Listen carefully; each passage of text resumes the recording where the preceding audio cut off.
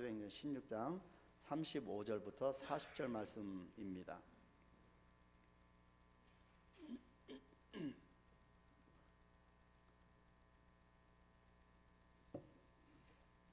사도행전 16장 35절부터 40절 말씀 우리 다 같이 한 목소리로 합독하도록 하겠습니다. 날이 새매 상관들이 부하를 보내어 이 사람들을 놓으라 하니 간수가 그 말대로 바울에게 말하되 상관들이 사람을 보내어 너희를 놓으라 하였으니 이제는 나가서 평안히 가라 하거늘 바울이 이르되 로마 사람인 우리를 죄도 정하지 아니하고 공중 앞에서 때리고 옥에 가두었다가 이제는 가만히 내보내고자 하느냐? 아니라 그들이 친히 와서 우리를 데리고 나가야 하리라 한데 부하들이 이 말을 상관들에게 보고하니 그들이 로마 사람이라 하는 말을 듣고 두려워하여 와서 권하여 데리고 나가 그 성에서 떠나기를 청하니 두 사람이 옥에서 나와 루디아의 집에 들어가서 형제들을 만나 아멘. 예, 감사합니다. 오늘 이 말씀을 좀 묵상하면서 저는 좀 약간 다른 방향으로 이 말씀을 풀어 가고 싶은 생각이 들었습니다. 지금까지 저는 사역을 하면서 선교지에서 또 국내에서 또 많은 또 외국 선교사님들과 많은 사람들을 만나고 사역하면서 참으로 멋지고 귀한 하나님의 사람들을 많이 만나보았습니다. 한결같이 하나님께서 준비하신 이 바울과 바나바와 또 고넬료와 같은 사람들이었습니다. 자, 그 중에 제가 두 분을 한번 소개를 하려고 합니다.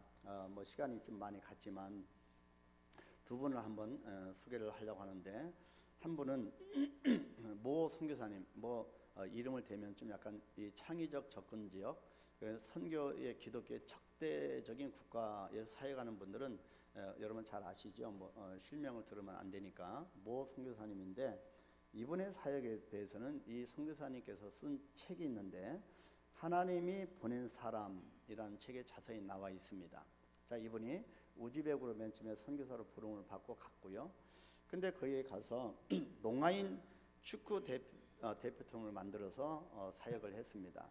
여러분, 선교 사역은 복음의 접촉점, 매개체를 마련하기 위해서 다양한 사역이 진행이 되는데, 그래서 우즈벡인들의 농아들 모아놓고 축구팀을 만들어 사역을 했습니다. 나중에 그것이 계기가 되어서 이제 카자흐스탄으로 들어가서 똑같이 농아인들 축구 감독을 맡아서 사역을 했습니다. 근데요, 여기서 끝나는 것이 아니라 하나님께서 어떻게 하나님의 사역자들을 이렇게 이끌어 가시는지 2012년에 북한이 드디어 국제사회의 여론으로 장애인들에게 문을 열게 됩니다. 그래서 인권에 대해서 자꾸 압력이 오니까 이제 할 수 없어서 장애인들에게 문을 열면서 북한 최초로 농아인 축구팀을 만들었습니다. 이때 북한이 우즈벡과 카자흐스탄에서 사역을 했던 이 선교사님을 초청을 해서 북한의 농아 축구팀 감독을 맡기게 된 거지요. 여러분, 우리가 어떻게 북한에 들어가서 이런 사역을 할 수 있겠습니까? 그런데 저도 이 북한의 단동에서 저쪽에 방천, 이 러시아까지 세 나라가 만나는 그 지역까지 쭉 다니면서 굉장히 먼 거리죠. 그래서 탈북자들 많이 만나고 저들 통해서 얼마나 저들이 갈급한지를 많이 만나 보았습니다. 근데요, 그 바로 두만강이라든지 그 아주 그 개울처럼 굉장히 멀지 않습니다. 가까운 데서 성경도 던져주기도 하고 또 사탕도 던져주기도 하고 이렇게 했는데, 여러분, 이 한국 사람들이 북한에 들어가는 것은 거의 불가능하겠지요. 특히 이 사역을 통해서 가는 건 정말 어렵습니다. 그래서 저희 제자 중에 몽골인이 북한 선교사로 들어갔는데 여러 가지 사역을 하다가 건강이 여의치 않아서 결국엔 소천하게 됐는데 정말 가슴 아픈 일입니다. 그런데 어찌하든지 간에 북한에 들어가는 것은 굉장히 쉬운 일은 아닙니다.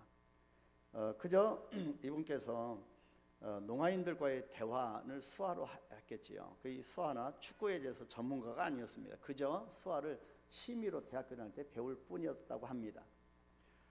그런데 훗날 자신이 북한의 농아인 축구 대표팀 감독이 될 줄 누가 알았겠습니까? 하나님은 우리에게 준비된 자를 그렇게 쓰십니다. 하나님께서 낱낱이 쓰시는 걸 저는 많이 경험했고, 저에게도 정말 알량한 그런 조그마한 것도 있는데 하나님이 낱낱이 저를 사용하신 것을 볼 수가 있습니다. 또 다른 한 분은, 여러분 헌법재판소 많이 들으셨지요? 최근에 헌법재판소에도 많이 들었는데, 우리 나라의 헌법재판소 재판관을 역임하신 분이 계십니다. 그 은퇴한 이후에 지금은 서울의 개포동의 모 교회를 섬기고 있는 장로님이신데요. 이 장로님이 그 교회에서 새 가족을 오늘 새 가족반 수료한 것처럼, 등록한 것처럼 새 가족반을 섬기셨다고 합니다.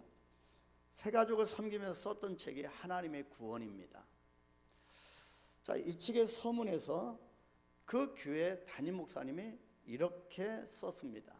그 내용을 잠깐 읽어드리면, 본인은 담임 목사로서 27년 이상 장로님의 신앙생활을 쭉 지켜보았습니다. 판사와 헌법재판관으로 일을 하실 때에도 어김없이 매일매일 새벽마다 하나님께 나와 지혜를 주셔서 진실을 알게 해달라고 새벽 기도를 매일매일 했습니다. 재판의 결정이 어려울수록 인간의 한계를 고백하고 하나님께 매달리면서 살아오신 장로님입니다. 헌법재판관 임기를 마친 뒤에는 제대로 믿으라고 하나님께서 책망하셨다고 하면서 예수 전도단 DTS 훈련에 지원했습니다. 장관 대우를 받는 최고 법관까지 지낸 사람이 겸손하게 하나님 말씀에 순종하여서 중학교 교장을 지낸 아내와 함께 1년 동안 예수 제자 훈련을 받는 모습은 그야말로 참된 성도의 모습이었고 감동이었습니다.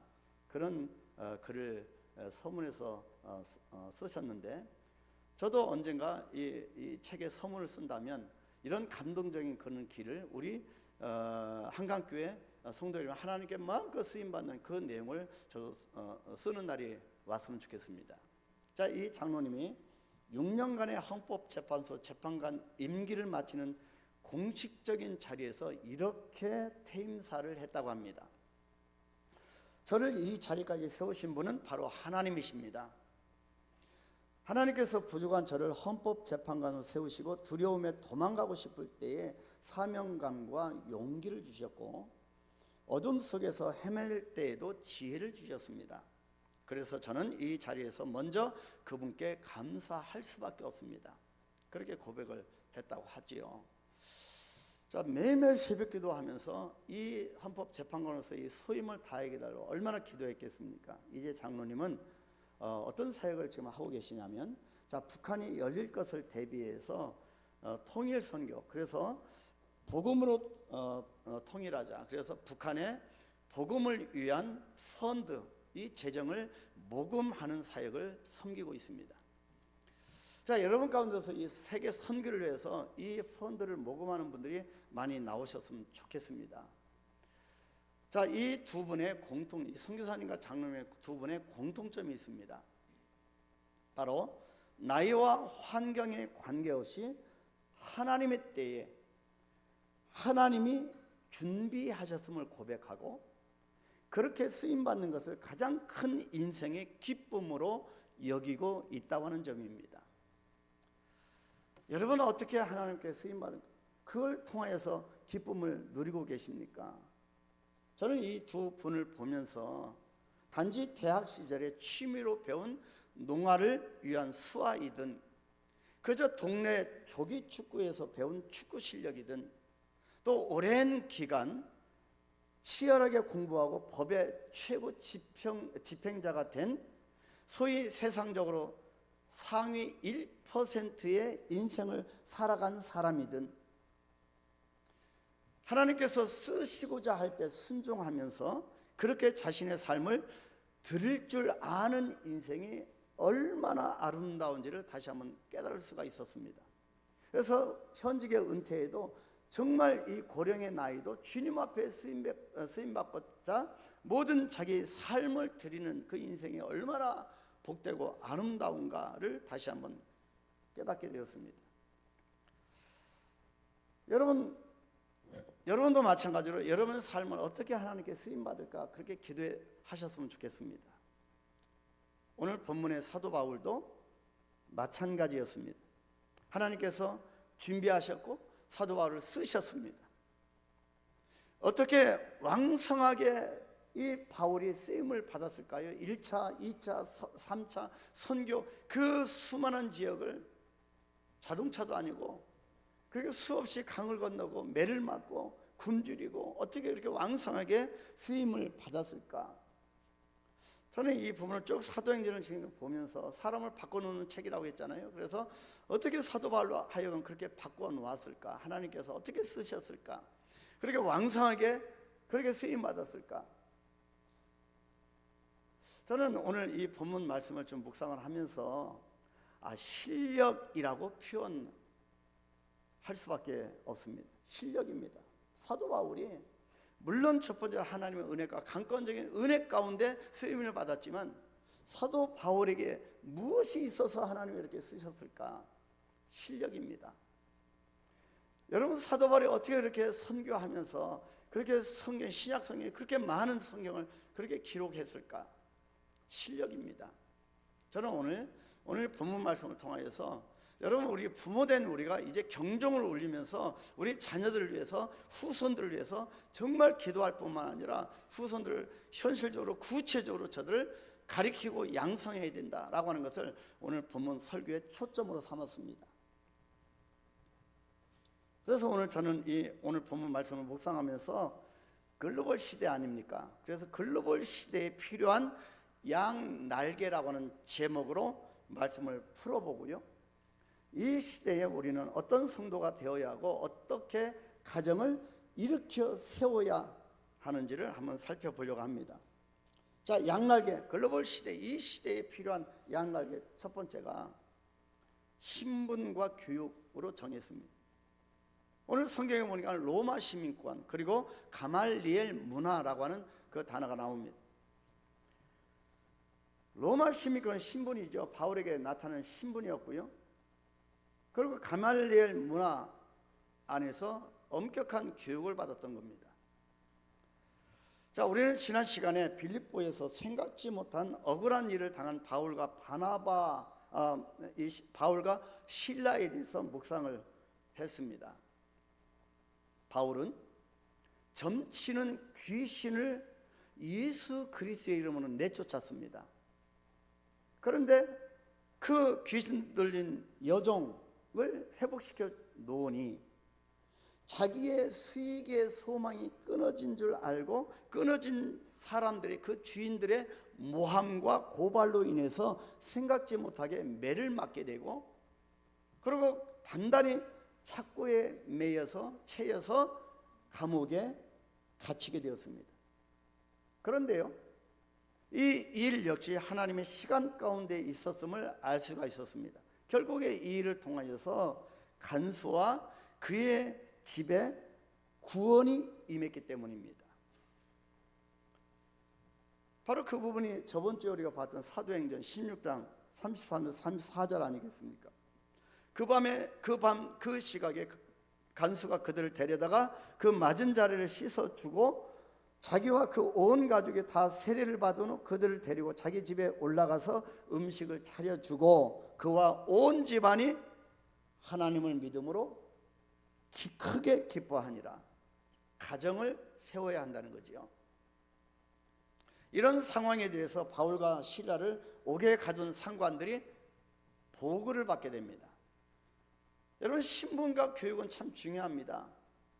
왜냐하면 오늘날 우리 한국 이 땅에도요, 여러분 족보가 사라지고 있습니다. 그렇죠? 이 가문이 얼마나 중요합니까? 그리고 교육열은 있지만 진정한 교육이 무엇인지 모릅니다. 저는 선교제 대학교 총장 역할을 하나님 맡겨주시면서 교육에 대해서 굉장히 중요하게 생각하고 있습니다. 자, 얼마나 정확하게 이 상관들이 보고를 받았는지 모르겠지만 지진이 나서 옥문이 열렸는데도 불구하고 죄수들이 도망가지도 않고 바울도 일행도 도망가지도 않고 그만하면 바울과 실라에게 준 이 경고가 충분했다고 생각했는지 다음과 같은 명령을 내립니다. 어떤 명령이냐면 본문 35절 36절입니다. 날이 새매 상관들이 부하를 보내 이 사람들 놓으라 하니 간수가 그 말대로 바울에게 말하되 상관들이 사람을 보내 너희를 놓으라 하였으니 이제는 나가서 평안히 가라. 이제는 이 감옥에서 나가도 된다는 거죠. 그런데요, 예기치 않은 일이 생겼습니다. 바울이 자신의 신분을 드러내게 된 겁니다. 그것이 본문 37절이죠. 바울이 이르되 로마 사람인 우리를 죄도 정하지 아니하고 공중 앞에서 때리고 옥에 가두었다가 이제는 가만히 내보내고자 하느냐 아니라 그들이 친히 와서 우리를 데리고 나가야 하리라. 감옥에 갇혔어요. 성령의 역사가 감옥문이 열려졌어요. 근데 또 나가라고 해요. 그럼 나가면 돼요. 근데 바울이 여기서 강짜를 부립니다. 아니라 상관들이 당신들이 와서 우리를 데리고 나가라. 나는 로마 사람이다. 자기 신분을 드러내는 겁니다. 자, 바울이 여기서 드러낸 나는 로마 사람이라. 이 로마 사람, 다시 말하면 바울이 로마 시민권자임을 밝히고 있습니다. 그러자 이 말을 듣는 상관들이 벌벌 떨면서 두려워할 만큼, 여기에 성경이 뭐라고 합니까? 벌벌 떨어 두려워하여 그렇게 말을 합니다. 벌벌 떨면서 두려워할 만큼 직접 와서 바울 일행을 모셔가면서 부탁하는 일이 생긴 겁니다. 어떤 때는 바울을 확 감옥에 가뒀는, 지금은 벌벌 떠는 거예요. 이유가 무엇일까? 바로 로마 사람, 로마 시민권입니다. 실제로 AD 1세기 초대교회 당시에 지방에 사는 사람들이 로마 시민권을 갖고 있다고 하는 것은 그것 하나만으로도 엄청난 영향력과 신분을 상징하는 표시였습니다. 이 사람에게는 정치적, 로마 시민권을 갖고 있는 사람에게는 정치적 참정권과 그리고 투표권도 있었고 재산권과 같은 기초적인 권리는 물론이고 범죄 행위로 고소를 당할 경우 결박을 당하지 않을 권리도 있었고요. 로마 시민권자는 죄를 져도 결박을 당하지 않을 권리가 있었다네요.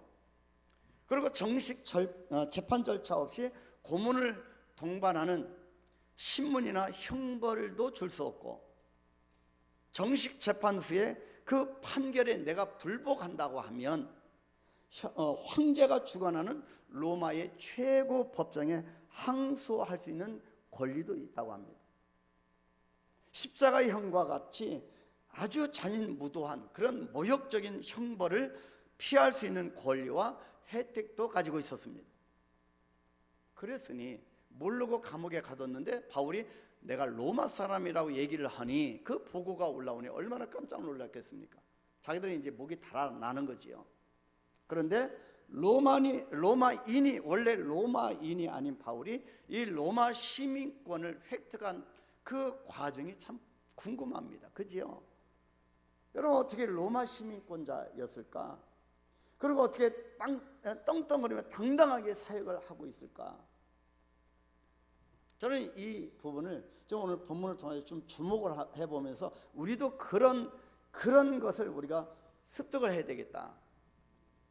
역사가들에 따르면요, 이방인이 로마 시민의 방법은 여러 가지였는데, 자, 아버지가 로마 시민일 경우에 가능했고, 그리고 로마가 인정하는 식민지의 귀족 지도층 인정받으면 또 로마 시민권자가 되었고, 로마 제국을 위해서 큰 공적을 세운 사람이 가능했고, 그리고 평생 로마 군인이었다가 로마의 군인으로 그렇게 근무했다가 은퇴한 사람에게 로마 시민권이 주어졌고, 특별한 경우이지만 높은 지위의 로마인 주인으로부터 각별한 신임을 받아서 이제 자유인 신분이 된 그 가정 집사나 이 종들에게 특별하게 시민권이 주어졌다고 합니다.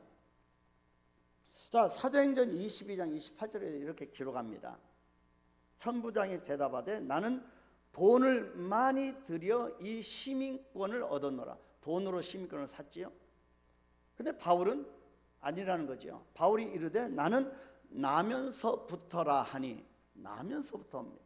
그럼 바울이 어떤 특별한 점이 있어서 로마 시민권자가 되었을까? 그렇게 감옥에서 떵떵거리게 당신들이 와서 나를 데리고 감옥에서 나가라, 그렇게 말을 할 수가 있었겠는가? 여러분, 국가가 참 중요합니다. 여러분, 우리나라 참 중요합니다. 여러분, 힘이 있어야 됩니다. 여러분, 지금 이 총칼 없는 전쟁 아니겠습니까? 무역 전쟁 아니겠습니까? 여기서 얘기를 하면 나라가 부강해야 됩니다. 선교도 마찬가지입니다. 여러분, 미국 시민권자를 갖고 있는, 미국인 국적을 갖고 있는 선교사들은요, 어떤 이란에 가서든 어떤 북한에 가서든 함부로 못 건듭니다. 여러분, 다른 나라의 선교사들은 늘 건드리죠. 그게 국력이 중요합니다. 자, 어떤 면이 있어서 이 바울이 어렸을 때부터는 로마 시민권을 갖고 이렇게 떵떵거릴까? 자, 이 내용을 보면 바울은 로마의 지방으로 편입되는 특혜를 얻은 길리기아 다소라고는 지역에서 태어난 유대계 시민이었습니다. 원래 로마인이 유대인이었는데, 근데 편입이 된 거죠. 길리기아 다소라고는 그 고향 아니겠습니까? 거기가 로마로 편입이 된 겁니다. 그래서 사울이라고 하는 히브리식 이름과, 그리고 그 로마식, 또 바울이라고 하는 로마식 이름을 갖고 있었고요. 이런 여러 정황을 미루어 볼 때 길리기아 다소가 로마의 한 지방으로 편입될 때에, 그 당시에 이 길리기아 다소의 엘리트 사회 지도층들이 로마 시민으로 인정되면서 바울의 조상도 다수의 엘리트 지도층에 속해 있었기 때문에 함께 로마 시민권을 받게 된 겁니다. 여러분, 그래서 참 조상이 중요한 것 같아요. 자, 우리가 한때 김포시가 서울시로 편입된다 했잖아요. 그러면 우리는 김포 시민인데 서울시로 편입되면 우리는 서울 시민이 되는 겁니다. 이처럼 길리기아 다소가 로마로 편입돼서 이제 로마 시민권을 갖게 된 겁니다. 이런 의미에서 바울 스스로가 자신이 로마의 시민권자임을 밝히는 이 오늘 본문은 우리에게 두 가지를 묵상하게 합니다. 하나는 부모님, 조상으로부터 받게 된 이 신분과 교육입니다. 자, 로마 시민권과 가말리엘 문화의 두 날개에 대한 것입니다. 자, 바울에게 로마 시민권이 주어졌고 가말리엘 문화라고 하는 것이 주어졌습니다. 가말리엘 문화에서 공부했다고 하는 것은 그 당시에 최고 중에 최고였습니다. 자, 또 다른 하나는 다음 주에 묵상하게 될 바울은 왜 고난을 받은 다음에야 로마 시민권을 사용하였는가입니다. 처음부터 감옥 가기 전부터 내가 로마 시민권자 했으면 감옥에 가지 않았을 텐데 왜 고난 받은 이후에 사용했는가입니다. 다시 말하면 무엇을 위한 로마 시민권자인가 하는 부분을 우리가 묵상을 해봐야 합니다. 그 중에서 오늘은 바울의 조부나 부모님의 교육에 대한 부분을 살펴보려고 합니다. 바울의 부모는요, 로마 시민권자이면서도 동시에 이스라엘의 하나님을 공경하는 매우 훌륭한 신앙인이었음을 알 수가 있습니다. 로마 시민권자, 똥덩어리를 살 수 있는 그것이 있다고 해서 하나님을 저버린 것이 아니라는 거지요. 부모들은 바울에게 당시 세계를 지배하고 있었던 로마 시민권을 얻게 하였고, 그리고 동시에 바울에게 유대교의 율법을 알게 하기 위해서 엄격한 율법 교육을 받게 했는데, 당대 최고의 율법학자였던 가말리엘의 문화에서 공부하도록 바울을 예루살렘까지 보내어서 교육시킨 겁니다. 여러분이 한국이 뭐가 지하자원이 뭐가 있습니까? 그래도 이렇게 먹고 사는 것이 여러분 교육 아니겠습니까? 어느 나라에 견주어도 교육열뿐만 아니라 교육이 많이 잘 되어 있습니다. 이 바울의 부모가 바울을 예루살렘까지 보내서 가말리엘 문화에서 공부를 시킨 겁니다. 여러분, 자녀에게 교육시키는 정말 중요합니다. 바울의 부모는 아들에게 신분과 교육, 다시 말하면 로마 시민권과 가말리엘 문화의 양날개를 달아주게 된 겁니다. 여러분, 자녀들에게 어떤 날개를 달아주고 계십니까? 뭐 돈입니까? 자녀들에게 물질을 아무리 유산해 줘봐야 싸움이 참 많이 일어나는 것을 볼 수밖에 많이 봅니다. 여러분, 로마 시민권과 가말리엘 신분과 교육입니다. 이런 부모의 통찰력 덕분에 바울은 당시 세계의 공용어였던 헬라어와 조상들의 언어였던 히브리어를 유창하게 구사할 수 있었고요, 헬라어와 히브리 두 세계를 다 품을 수가 있게 된 겁니다. 이게 중요한 부분입니다. 그래서 헬라인 유대인들을 말하면 유창한 헬라어로 저들에게 복음을 전했고, 히브리어도 또 히브리 유대인들에게 또 유창하게 히브리어로 그렇게 설교를 한 것이지요. 그래서 이 헬라 문화, 또 언어뿐만 아니라 이 헬라와 히브리 문화까지 다 섭렵한 겁니다. 이게 정말 중요합니다. 그래서 글로벌 시대에 살아가는 여러분이 여기 계신 어르신들은, 연세가 좀 드신 분들은 어떻습니까? 이 글로벌이라고 하는 단어조차도 못 들으셨잖아요. 근데 지금 시대는 전 세계를 넘나드는 시대입니다. 그래서 우리 자녀들 또 손주들에게는 이 글로벌 시대를 살아갈 수 있는 그런 것을 심어줘야 합니다. 그래서 저는 한강교회에서, 저는 선교지에서 오랫동안 외국인들을 이렇게 보면서 좀 뭔가 좀 한계를 뛰어넘어서 넓은 세계를 보여드리고자 하는 것이 저의 기도 제목이기도 합니다. 자, 그렇다면 신분과 교육입니다. 자, 두 번째 날개는 신앙과 언어입니다. 자, 지금 히브리어, 헬라어죠. 자, 로마 시민권이죠. 또 교육을 받았습니다. 근데 여기 보면 신앙과 언어가 두 날개가 되어져야 하는데, 자, 이것은 다음 세대에 전수해야 할 네 가지가 어떤 것인가를 우리가 살펴보게 될 것입니다. 자, 여러분이 아시는 대로 우리 한강교회 집중사역은 세 가지입니다. 세 가지 집중사역이고요. 첫 번째가 전도 선교죠. 영혼 구원입니다. 교회가 영혼 구원에 기울이는 것이 본질입니다. 두 번째가 나눔, 구제, 나눔 사역입니다. 섬김 사역이지요. 자, 오늘 장로님 기도하셨어요. 우리가 받는 것과 주는 자가 복되다고 했는데 그것을 실천하는 겁니다. 세 번째가 인재 양성입니다. 다음 세대 신앙 계승이죠. 근데 이 인재 양성을 할 아이들이 없는 거예요. 교사도 다 있습니다. 아이가 없는 거예요. 아프지 않습니까? 자, 여러분의 각 가정을 또 생각해 볼 때 여러분의 자녀 어떻습니까? 신앙으로 무장되셨을까요? 여러분 손주들 정말 하나님을 사랑하는 손주들일까요? 시대가 흐를수록 신앙의 계승에 대한 중요성이 강조되고 있습니다. 그래서 명문 가문이라고 하는 것은 정말 족보가 중요한데요, 뿌리가 중요합니다. 그 뿌리 가운데 우리가 명문 신앙 가정에 대해서 얼마나 좋겠는가입니다. 신앙의 전수에 있어서 중요한 부분이 바로, 여러분 잘 들어주시기 바랍니다. 부모의 역할이 얼마나 중요한지 모릅니다. 부모는 1차적인 성경 교사라는 겁니다.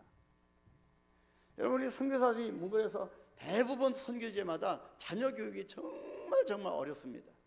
공산주의 국가에서 선교 사역하는 사람은 완전히 유물사관을 통해서 현지 학교를 보낼 수도 없고요.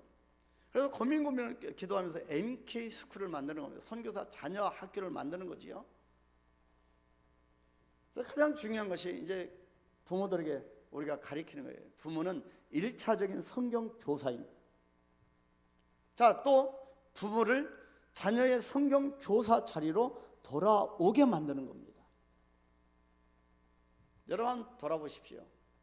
지난 과거를 돌아보면 우리 한국교회의 실수가 무엇일까요? 신앙 전수의 실패 아니겠습니까?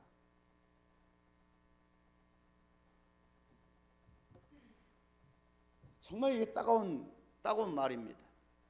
신앙 전수의 실패 요인이 바로 여기에 있었던 겁니다.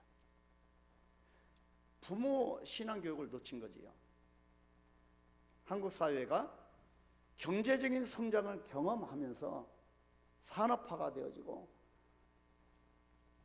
부모들은 아이들을 어떻게 하면 공부시켜야 되겠다, 학교로 보내고요. 그래서 시골에서는 소도 팔고 논도 팔고 밭도 팔고 다 이렇게 자녀 교육시켰습니다.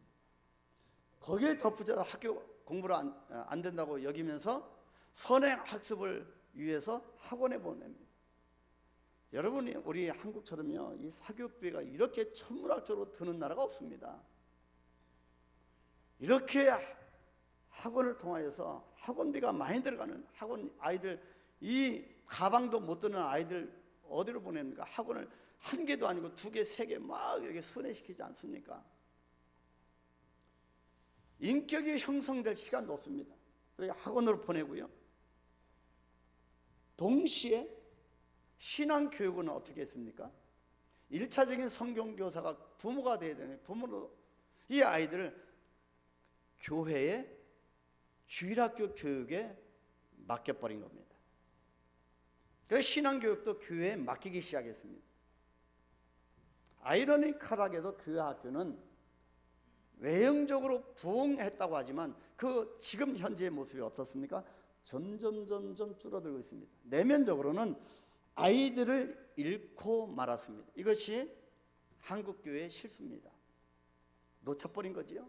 신앙 전수의 실패에서 온 겁니다.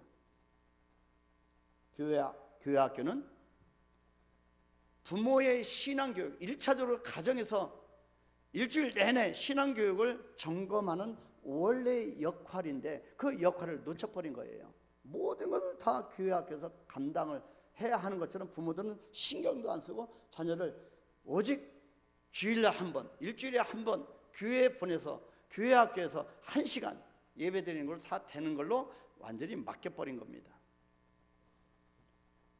그래서 교회도 그런 역할을 놓쳐버렸고, 아이들은 더 이상 1차 성경 교사인 부모님으로부터 성경을 배우지 못하고 오로지 교회 학교 교사들의 손에만 아이들의 영혼을 맡겨버린 겁니다.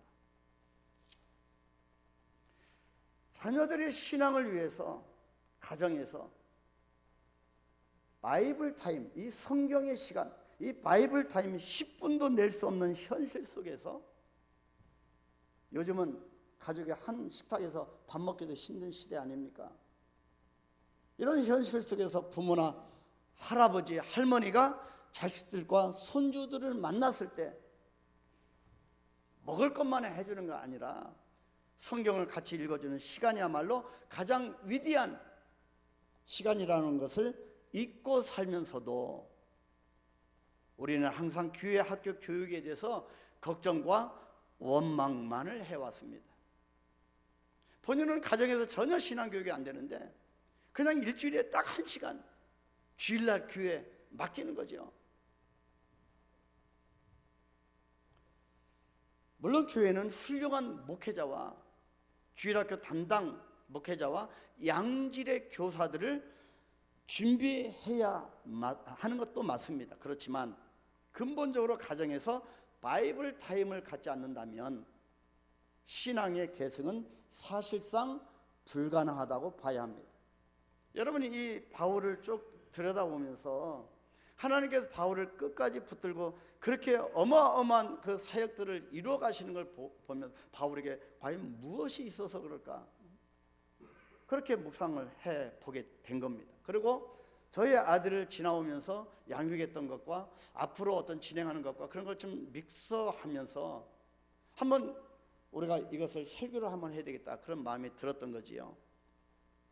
자, 한국인들에게 두드러지게 나타나는 특징을 하나 든다면 또 신앙교육, 이게 놓쳤죠?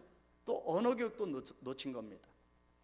자, 두드러지게 나타나는 특징을 하나 든다. 한국에 있는 한국인이나 외국에 있는 한국인들이나 두드러지게 나타나는 특징이 하나 있습니다. 바로 언어교육입니다. 언어교육.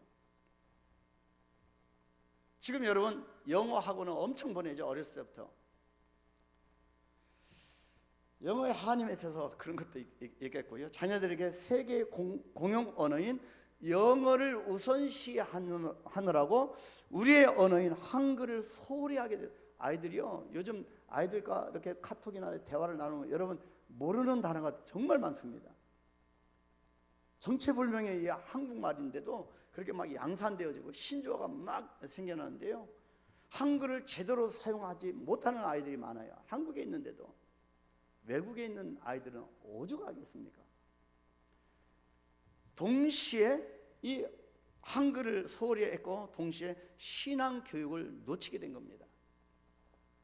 심지어 미국에 사는 부모들은요, 미국에서 온 선교사를 쭉 보니까 미국에 사는 이 부모들은 자녀들이 한국말을 하는 것을 영어 발음에 문제가 생기고, 그리고 자녀들이 백인들의 주류 사회로 들어가는데 방해가 된다고, 이 한글이 방해가 된다고 생각하는 부모들이 참 많다고 합니다. 더구나 한국말을 잘 못하는 것을 대수롭지 않게 생각하기도 합니다. 그 결과 부끄럽게도 전 세계에 흩어져 있는 한인 디아스포라 중에서 자기 나라 말을 가장 못하는 나라가 바로 미국 땅에서 자라는 아이들입니다. 이상하게 미국에서 자라는 아이들은 교포든 이민 갔던 이 자녀들은 한국말을 잘 못하는 거예요. 그것이 아무렇지도 않게 생각하고 전혀 자랑으로 여기고요. 저희 아이들은 절대 집에서는 영어를 못 쓰게 했습니다. 한국어로만 하게 했습니다. 여러분, 우리 한국 사람은 한국어가 정말 중요합니다. 그 이후에 외국어가 장착되어야 하는 것이 우리 말을 모르고 하는. 그래서 요즘 각 전 세계 기업들은요, 영어만 잘해서는 채용을 안 합니다. 자기 나라 말을 잘해야 채용을 합니다. 자, 남미나 중국이나 중앙아시아에 가도, 제가 있었던 몽골에도 마찬가지로, 심지어 일본이나 캐나다에 가도 한국 자녀들이 한국말을 잘합니다. 유독 미국만 한국말을 잃고 있습니다. 근데 한국에 있는 아이들도 어떻게 보면 한국어를 잘 못하는 것 같아요. 실제로 연구에 따르면 언어를 잃어버리면 신앙도 덩달아서 잃어버릴 가능성이 아주 높다고 했습니다. 부모들이 신앙적인 언어를 전수가 안 되니까 우리 자녀들이 한국말로 하는데도 불구하고 신앙 전수가 안 되는 이유도 언어에서 나오는 그런 부분입니다. 이것이 유대인들이 전 세계에 흩어져 있어도 그들의 말을 놓지 않는 이유이기도 합니다. 철저하게 언어 교육을 시키죠, 유대인들은. 자, 말은 단순히 언어만이 아니라 그 안에는 사실상 문화, 철학, 역사, 그리고 이 모든 것을 다 통합하는 신앙이 들어가 있는 겁니다. 여러분의 부모님의 이 언어 속에는 여러분의 신앙도 들어가 있는 겁니다. 그래서 가정에서 또 전화 통화할 때나 자녀들이 있을 때는 정말 조심해야 합니다. 여러분의 무의식 중에 하는 이 언어를 자녀들이 듣고 신앙이 다 잃어버리는 겁니다. 아, 교회 가는데, 우리 부모님들 교회 가는데 스트레스만 받고 이 분열이 있고, 그런 걸 자녀들이 듣다 보면, 한두 번도 아니고 듣다 보면 신앙을 잃게 되는 거지요. 여러분, 부모의 책임입니다. 자녀들이 지금 교회에 사라지고 있는 것은 우리 부모들의 책임입니다. 우리 교회도 국문학 전공자들이 몇 분 계시지요. 제 아내도 이 어문학, 국제 어문학 박사인데, 한번 국문학 전공자들이 지금 모여서 한번 연구해 봤으면 좋겠어요. 제가 지금 미션을 하나 드립니다. 지금 이 언어를 연구한 분들이, 전공한 분들이 모여서 언어와 신앙의 이 관계성에 대해서 한번 연구하고 했으면 참 좋겠습니다. 아멘? 이 국문학 전공한 분들이 아멘 소리 안 하는, 지금 약간 언어와 신앙의 관계, 정말 중요한 미션을 드리는 겁니다. 하는지 안 하는지 제가 보겠습니다.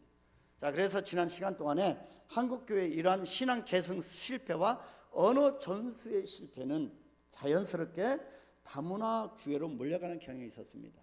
한국에도요, 영어로 예배드리는 데가 참 많아요. 그러니까 자녀들을, 부모와 자녀가 같은 교회 안 다녀요. 자녀들은 그래 너는 영어로 예배는 거기 가라, 영어 배워라.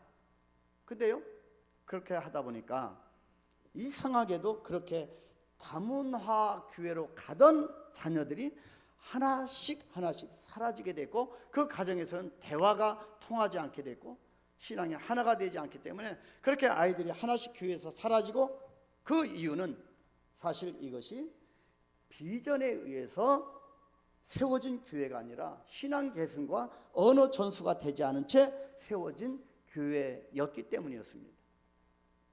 성도 여러분, 예수님 당시에 바울의 부모가 살았던 시대나 바울이 사역했던 주후 1세기 당시 유대는요 이미 오랫동안 나라가 없는 민족이었고, 로마 제국이라고 하는 크기나 영향력에 비하면 정말 너무도 작고 미미한 존재였습니다. 누가 유대 땅의 부활을 생각이나 할 수 있었겠습니까? 완전히 유대는 다 없어질 민족이다. 그런 가운데 유대를 끌고 가는 요인은 바로 신앙과 언어였습니다. 철저한 신앙교육, 철저한 언어교육이었습니다. 이것이 부모가 된 우리가 하나님으로부터 받은 책임과 역할 아니겠습니까? 여러분 자녀들이 잘 산다고, 좋은 집에서 산다고, 여러분 교회 안 나가는 자녀들, 여러분 아무리 좋은 집에 살아서 잘 산다 해도요 여러분 슬퍼하십시오. 정말 주님 앞에 통해 자복하며 기도해야 합니다. 교회 안 나가고 신앙이 전수가 안 된 자녀를 보고요 정말 여러분 통곡해야 합니다. 우리 교회의 역할도 마찬가지 아니겠습니까? 우리 한강교회는 우리가 우리 자녀 세대들에게 가르치고 전수해야 할, 그래서 4가지 영역에 대해서 한번 고민해 봐야 합니다. 시간이 갔으니까 짧게 말씀드립니다. 첫 번째가 세계관의 폭넓은 안목입니다. 제가 선교지에서 한국에 와서 제가 이 부분을 꼭 우리 교회에서는 한번 얘기를 하려고 했습니다. 세계관의 폭넓은 안목을 심어줘야 합니다. 정말 우물한 개구리 한국에서 그렇게 좁게 살지 않도록 가르쳐야 합니다. 세상은 넓습니다. 그리고 우리 성도님들도요, 부모된 우리도 좀 넓게 대화할 때도 넓게 상대방을 포용하고 인정하고 좀 넓은 것을 봐야 합니다. 그래서 세계관의 폭넓은 안목을 갖도록 해야 합니다. 우리 자녀들이 세계적으로 보도록 가르치셔야 합니다. 당시 바울의 부모가 살았던 때나 바울이 사역했던 주 1세기의 유대 민족은 아까 말씀드렸듯이 이미 오랫동안 나라가 없는 너무도 미미하고 작은 민족이었습니다. 그렇지만 그런 시대에서 바울의 부모가 아들이 로마의 시민권을 받도록 한 것처럼 아이들이 세계적으로 폭넓은 안목을 갖도록 해줘야 합니다. 여러분 할 일이 얼마나 많은지 모릅니다. 여러분 나중에 예수 믿고 은혜 받은 분들은 후회하잖아요. 좀 먼저 예수님을 알았으면 더 많은 일을 할 텐데, 세계를 넘나들면서 하나님 나라 확장을 위해서, 영혼들을 위해서 그렇게 쓰임을 받을 텐데 내가 왜 이제 예수를 믿었지? 그렇게 후회하는 분들이 참 많습니다. 세계적으로 폭넓은 안목을 자녀들에게 가르쳐 주십시오.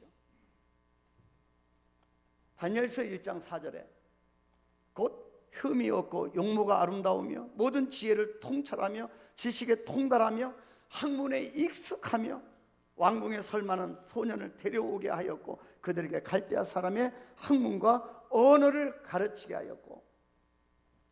여러분 국제적인 인물로 키워야 합니다. 이것이 우리의 소명 아니겠습니까? 여러분 자녀들에게 무엇을 물려주시겠습니까? 물질이십니까? 여러분 물질은 주님 앞에 드리고요, 자녀들에게 신앙과 이 폭넓은 세계관을 심어주셔야 합니다. 이것은 아이들이 한국 땅에 살고 있으면서도 한국 안에 갇혀 있지 않게 하시고, 어려서부터 아이들에게 넓게 보고 넓게 생각하고 넓게 포용할 수 있도록 다양한 인종을 만나고 다양한 나라 사람들을 만나게 하고 다양한 생각도 하고 다양한 나라를 방문할 기회를 주셔야 합니다. 그렇지 않으면 한국에서 이 우물한 식으로 하면 너무 좁은 사고방식으로 너무 좁게 살아가기 때문입니다. 다양한 기회를 주십시오. 기회가 닿는 대로 선지국뿐만 아니라 특히 아이들을 제3국가나 선교지를 경험하게 하십시오. 어떻게 하든지. 정말 얻는 것이 많습니다. 이것은 폭넓은 세계관을 갖게 하는 아주 중요한 투자입니다. 자녀들에게 그렇게 못했다면 손주들에게 그렇게 한번 해보십시오. 두 번째는 정체성의 확실한 확립입니다.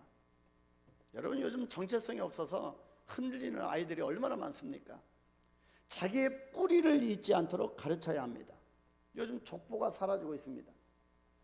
조상들의 정말 훌륭한 점을 본받을 그런 후손들이 있어야 되는데 족보 무시하고 있잖아요. 성경은 족보를 굉장히 중요시 여깁니다. 예수님도 태어날 때 마태복음 1장에 대부분 생소한 이름으로 족보, 누가 누구를 낳고 누가 누구를 낳고, 그래서 족보 아니겠습니까? 여러분, 신앙으로 명문 가문을 일으켜 세워야 합니다. 자랑스러운 한국인의 피가 흐르고 있음을, 여러분 요즘 헬조선이 말이나 됩니까? 여러분, 젊은 아이들이 헬조선이래요. 정말 이 자랑스러운 한국인의 피가 흐르고 있음을 자녀들에게, 후손들에게, 다음 세대들에게 알게 해줘야 합니다. 한국이 얼마나 위대한 국가가 되었는지. 여러분, 여권 파워가요 두 번째입니다. 세계 두 번째입니다. 이 한국 여권을 가지면 어느 나라를 갈 수 있는, 가장 많이 갈 수 있는 두 번째입니다. 이런 나라입니다. 바울의 부모들은 바울에게 유대인이라고 하는 정체성을 확실하게 확립시켜 주므로 바울은요, 어디를 가든지 어떤 상황이든지 굴하지 않고 당당했습니다. 여러분, 자녀들이 어디를 가든지 고개를 들고 당당하게 살게 만들고 싶으시면 정체성을 확립시켜야 합니다. 디모데후서 1장 5절, 이는 내 속에 거짓이 없는 믿음이 있음을 생각함이라. 이 믿음은 먼저 내 외조모 로이스와 내 어머니 유니게 속에 있더니 내 속에도 있는 줄 확신하노라. 여러분, 왜 할머니와 어머니의 신앙을 물려받은 거지요? 그런 정체성을 분명하게 심어주시길 바랍니다. 정체성의 확실한 확립은 정말 소중합니다. 자녀들이 이 확실한 자기에 대한 정체성이 없으니까 흔들려지고, 여러분, 자살률이 가장 높은 거 아니겠습니까? 뿌리에 대한 정체성이 있는 자와 없는 자의 차이는 생각 이상으로 엄청나게 크게 차이 나기 때문입니다. 여러분, 가문을 세우십시오. 자녀들에게 우리 가정, 우리 가문이 얼마나 이 정체성이 대단한지를 심어주십시오. 그리고 하나님 앞에서 우리 가문이 얼마나 훌륭하게 쓰임받는지를, 또 앞으로 쓰임받을지를 심어주십시오.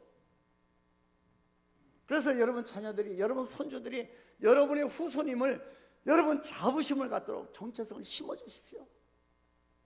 세 번째입니다. 이중 언어 습득의 중요성입니다. 이중 언어를 습득하도록 해야 합니다. 물론 이중 언어란 이 시대에 있어서 영어가 포함이 돼야 되겠죠. 근데 못지않게 한국어가 중요합니다. 아이들에게 어렸을 때부터 한국말을 놓치지 않게 해야 합니다. 어렸을 때부터 정말 한국어를 잘 가르치십시오. 말하는 것으로 만족하지 마시고 역사와 문화를 이해할 수 있도록 해야 합니다. 부모의 언어를 안다고 하는 것은 곧 부모의 신앙을 이해한다는 것과 연결되어 있기 때문입니다. 그래서 한국어와 언어를 습득하도록 하고요, 가능하다면 더 많은 나라의 언어를 할 수 있도록 인재로 키워야 합니다. 제가 정말 이걸 하고 싶어 계속, 그래서 집중사역 세 번째 인재 양성인데 사람이 없는 거예요. 데려다가 키워야 되겠죠. 내 자녀뿐만 아니라 다음 세대를 키워야 합니다. 인재로 키워야 합니다. 빌립보서 3장 5절, 나는 8일 만에 할례를 받고 이스라엘 족속이요 베냐민 지파요 히브리인 중에 히브리인이요 율법으로는 바리새인이요. 대단한 겁니다. 네 번째, 철저한 신앙생활의 준수입니다. 반드시 신앙을 놓치지 않도록 도와줘야 합니다. 여러분이 생명을 걸고 자녀들과 여러분 손주들과 후손들이 신앙을 잃지 않도록 생명을 걸고 싸워야 합니다. 신앙의 계승은 부모에게 주어진 가장 중요한 책임이고 사명이기 때문입니다. 자녀들이 신앙을 잃게 되는 이유는요, 결국 부모가 신앙을 물려주거나 가르치지 않았기 때문입니다. 시간을 어떻게든지 만들어서 바쁜 자녀들이지만 불러서 부지런히 신앙 훈련을 시켜야 합니다. 우리가 성경을 믿는 사람 아니겠습니까? 신명기 6장 7절에 뭐라고 합니까? 내 자녀에게 부지런히 가르치며 집에 앉았을 때든지 길을 갈 때든지 누워 있을 때든지 일어날 때든지 이 말씀을 강론할 것이며, 여러분은 성경 교사입니다. 바이블 타임의 중요성을 인식하시고 가정에서 이 성경의 시간을 가지십시오. 이 성경을 붙드는 시간을 소홀히 그냥 지나치지 말아야 합니다. 제가 가장 영적으로 좀 힘들고 좀 사역에 어떤 데는 바쁘고 자녀들과 성경 얘기를 하지 못할 때, 그때 가장 자녀들이 힘들어할 때입니다. 가장 흔들릴 때입니다. 어찌하든지 부모가 자녀와 말씀으로 같이 소통하고요, 그래서 자녀들과 손주들과 같이 말씀을 읽고요, 아이들이 읽은 것을 격려해주고, 그리고 말씀으로 질문도 하고 아이들의 대답도 경청해 주어야 합니다. 부부간에도 있어야 되고요, 자녀와 간에도 있어야 되고요. 우리 부부들이 먼저 이것을 시행해 보십시오. 아내와 남편이 정말 하나로 말씀 가운데 서로가 은혜를 나누고요, 하나님이 4월달이니 은혜의 달이니까 얼마나 하나님 나에게 은혜를 부어주셨는지 그것을 부부들이 말씀에 입각해서 서로 나누고요, 그러면요 자녀들이 봅니다, 듣습니다. 분명히 자녀들이 변화가 올 것입니다. 여러분, 4월달 자녀에게 신앙 전수하는 것, 우리가 생명을 다해서 우리가 한번 이것을 해봤으면 좋겠습니다. 자녀들의 신앙 문제를 교회에만 맡기지 마시고 부지런히 말씀을 가르치고 바이블 타임을 가지십시오. 사랑하는 성도 여러분, 글로벌 시대에 필요한 양 날개는 신분과 교육입니다. 여러분 자녀에게 어떤 신분을 물려주시겠습니까? 로마 시민권입니다. 또 교육입니다. 바울의 부모에게서 볼 수 있듯이 로마의 시민권과 가말리엘 문화의 양 날개를 우리 자녀들에게도 달아주어야 합니다. 여러분, 이제는 현직에서 은퇴하신 분들이 많으시지요. 뭐 하시겠습니까? 그냥 현실에 안주하고 그냥 내 몸 하나 그냥 잘 먹고 그냥 지내가시고, 아닙니다. 여러분, 어찌하든지 살아 계시는 동안 자녀들과 후손들과 다음 세대를 위해서 여러분 섬기셔야 합니다. 필요한 물질도 내놓으시고, 필요하시면 여러분 성경 교사로 자녀들에게 성경을 같이 읽으시고 몸부림치셔야 합니다. 그것이 안 되면 능력 달라고 새벽마다 나오셔서 기도하셔야 합니다. 여러분 심각하죠? 골든타임이 지나갈 수도 있습니다. 이 시간을 놓치면 우리 한국교회와 우리 이 땅에는 자녀들이 이제 교회를 안 나올지도 모릅니다. 그래서 신분과 교육이고, 또 다른 양 날개는 신앙과 언어입니다.